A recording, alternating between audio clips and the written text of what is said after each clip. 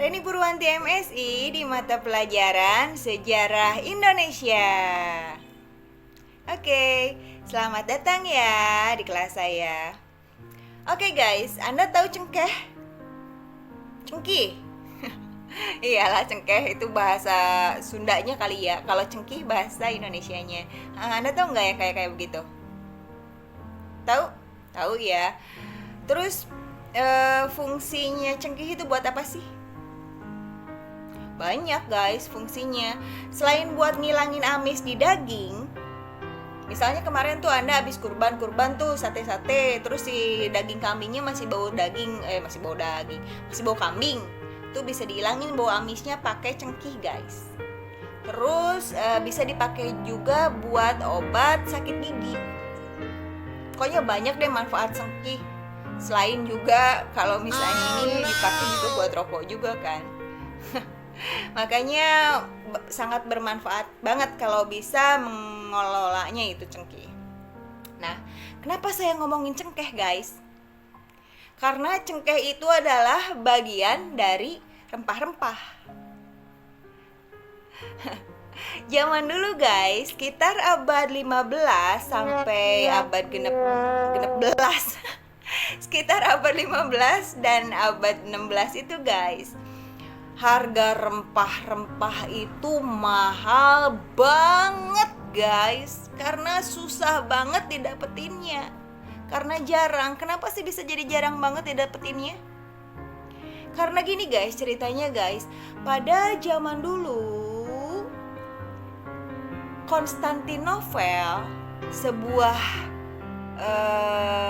kerajaan atau sebuah kota yang berada di Turki, kalau nggak salah yang berada di Turki, dan ibu kotanya Bizantium, bagian dari Romawi gitu guys. Itu adalah yang paling happening, yang paling keren deh, yang paling nguasain di daerah situ, di daerah Eropa situ. Nah, jadi kalau misalnya Anda dari orang Eropa pengen teh di India, Anda tuh harus lewat dulu ke Konstantinopel ini. Nggak bisa langsung ke India gitu dari Eropa, nggak. Atau mau ke, kita dari Indonesia nih mau ke mana gitu ya, nah itu lewat dulu ke sana. Zaman dulu begitu. Tapi guys, semua berubah setelah Konstantinopel dapat ditundukkan oleh kaum muslimin yang dipimpin oleh millennials yang berumur 21 tahun, yaitu Muhammad Al-Fatih. Keren ya, Muhammad Al-Fatih, atau lebih dikenal kalau secara Eropa gitu, dunia barat gitu, menyebut beliau dengan Mehmed II. Kalau di Islam itu dipanggilnya Muhammad Al-Fatih. Jadi setelah 8 pekan guys, 8 minggu si Konstantinopel ini dikepung sama pasukannya Muhammad Al-Fatih, akhirnya tumbang juga. Nah, setelah tumbangnya Kekaisaran Roma di di Konstantinopel, semua berubah guys. Jadi orang-orang Eropa itu nggak bisa segampang dulu kalau mau ngambil rempah-rempah, karena Konstantinopel udah dikuasain oleh orang-orang Muslim. Jadi ya udah deh, daripada gua harus berantem sama orang Muslim, mendingan gua nyari aja deh rempah sendiri. Daripada harus bayar mahal-mahal gitu ya beli rempah, ya udah mendingan kita berlayar aja deh, nyari ke tempat rempah sendiri atau mencari jalan rempah sendiri. Jadi pada waktu itu guys, orang Portugal, orang Belanda, orang Spanyol rela ngelakuin perjalanan selama berbulan-bulan, bertahun-tahun, mengarungi samudra yang luas banget hanya untuk ngedapetin rempah-rempah. Terus nggak sengaja guys, nggak sengaja ketemu tuh mendarat di Indonesia. Jadi gitu awal mulanya guys. Jadi bukan karena tahu ada Indonesia terus aku mau ngejajah orang Belanda gitu, aku mau ngejajah atau orang Portugis, aku mau ngejajah ke Indonesia karena di Indonesia kayak enggak begitu. Jadi ceritanya karena ya udah berlama-lama tuh berbulan-bulan dan disiapin juga nih guys kapten kapal yang terbaik. Selain kapal layar yang terbaik, disiapin kapten kapal yang terbaik dan anak-anak buah kapal yang terbaik. Pokoknya semua yang terbaik, perbekalan makanan yang cukup. Ketika mereka bekal makanannya udah mulai menipis nih guys, nah terus mereka tuh menepi gitu ke sebuah pulau-pulau yang paling bisa mereka jangkau sih setelah berbulan-bulan gitu. Taunya mereka nyangkutnya di Nusantara deh, di negara kita. Pas udah tahu kesini, ternyata di sini banyak sekali, di Indonesia itu terdapat banyak banget rempah-rempah yang mereka butuhin. Nah baru mereka saling kirim kabar nih ke sana, ke negaranya yang di Eropa sana, ngasih tahu di sini ada rempah-rempah yang sangat banyak, berlimpah dan harganya murah. Makanya berbondong-bondong ke sini. Makanya mereka jadi kepikiran deh pengen nguasain daerah ini gitu guys awalnya. Jadi ya udah mereka langsung ngelakuin tindakan yang merugikan warga-warga pribumi. Jadi seolah ngejajah gitu. Jadi ada ada kolonialisme dan ada imperialisme, ada kolonialisme dan ada imperialisme di sana. Apa sih guys kolonialisme itu? Jadi kolonialisme itu berasal kata dari kolon, artinya pemukiman dalam bahasa Latin. Jadi bahasa Latinnya pemukiman itu kolon. Nah itu asal kata buat koloni. Jadi koloni sendiri itu apa sih? Koloni itu guys usaha yang dilakukan negara penguasa untuk menguasai suatu daerah atau wilayahnya dan untuk mendapatkan sumber daya alam mereka, sumber daya alam negara jajahannya itu. Nah itu namanya kolonialisme. Nah umumnya dilakukan oleh negara-negara yang punya kekuatan militer keren. Kebayang gak sih kalau Spanyol, Portugis, Inggris, Belanda itu kekuatan militernya itu udah hebat banget gitu ya, udah ngehits banget. Nah di kita ini di Indonesia apa kekuatannya? Apa peralatan militernya? Cuma hanya ada bambu runcing atau senjata-senjata tradisional. Jadi ya jelas aja kita agak-agak kewalahan gitu, keteteran gitu kan. Ketika mereka datang nih yang berlayar tadi, ketika mereka tiba-tiba pengen nguasai negara Nusantara, kerajaan-kerajaan yang ada di Nusantara untuk menguasai sumber daya alamnya, mereka bisa apa sih?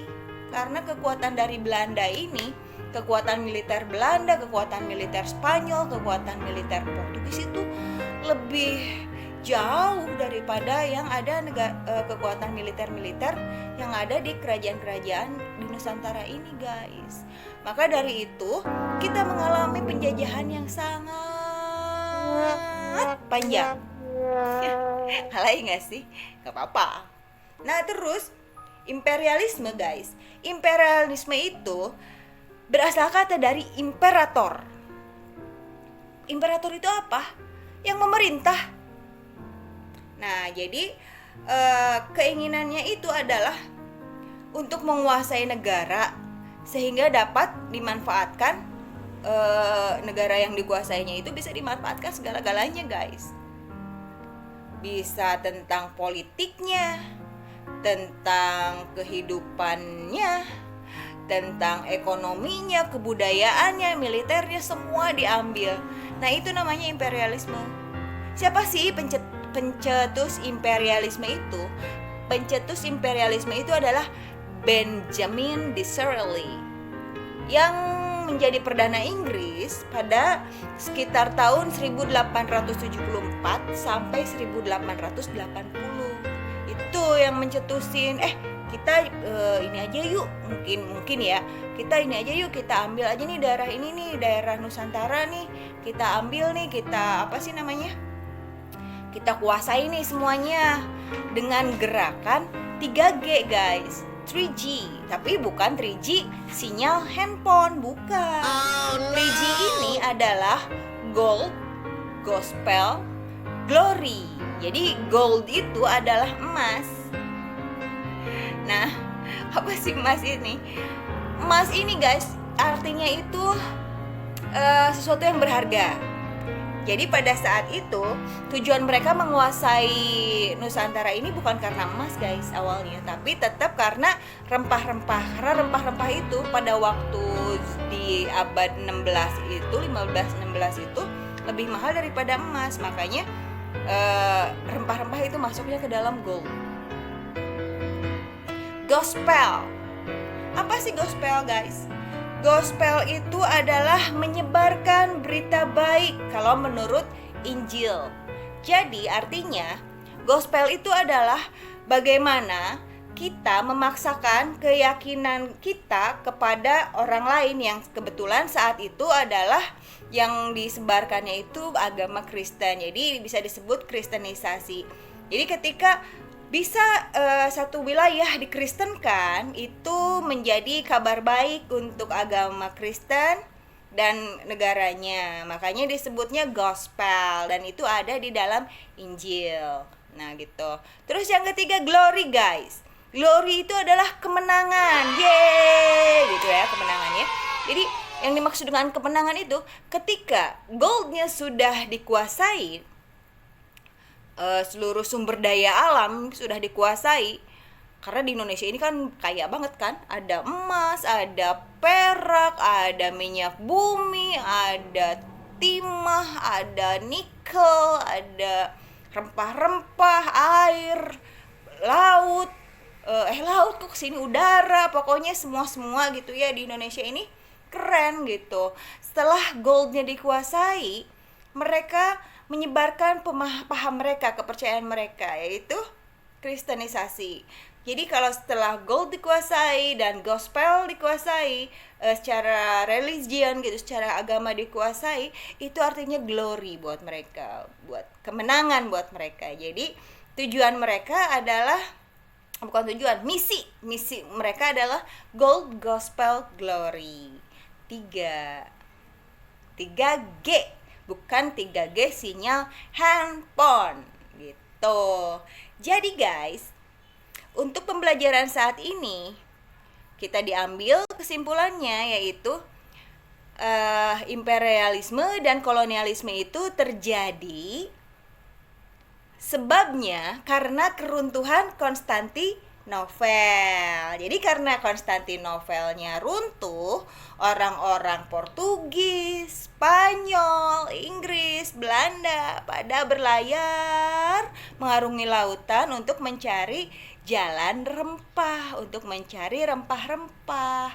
Karena kalau jalan darat mereka harus bertemu dengan kaum muslim yang menguasai Konstantinopel saat itu. Nah, terus mereka ketemu deh di Nusantara ini. Setelah di Nusantara ini, mereka jadi kepengen nguasain, terjadilah kolonialisme dan imperialisme. Susah banget sih. Imperialisme gitu. Jadi itu ceritanya. Simpel kan? Ya udah, dengan tujuan 3G tadi, gold, glory, gold, gospel, glory. Oke guys, I think enough for today. Saya harap Anda bisa menjawab dan mengerjakan tugasnya ya. Dikumpulin tugasnya hari ini guys, untuk cerita yang lainnya kita ketemu lagi di minggu depan. Oke, see you, bye.